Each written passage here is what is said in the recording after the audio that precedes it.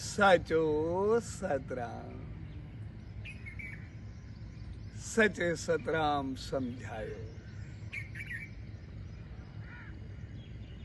तो हकीकी ज्ञानवान बणजो, सिर्फ ॼाणू न। छाकाणि त ज्ञान अंदर में उतरंदो आहे ऐं उनते अमल थींदो आहे। ऐं ॼाण सिर्फ ॻाल्हि ऐं अहंकार वधाईंदो आहे। तंहिंजे करे ॼाण चङी चीज़ आहे, पर जेका हक़ीक़त अमल में बदिलजे उहो ज्ञान हूंदो आहे।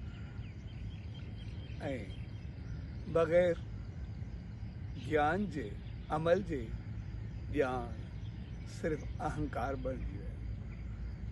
सो उन सचे साईं दा इहा ई अरदास त पाण सभिनी खे अहिड़ी सुमत बख़्शे जो सदाई सही ज्ञानी बणिजो ऐं अमल पहिरां थी करे पंहिंजे जीवन खे संवारे।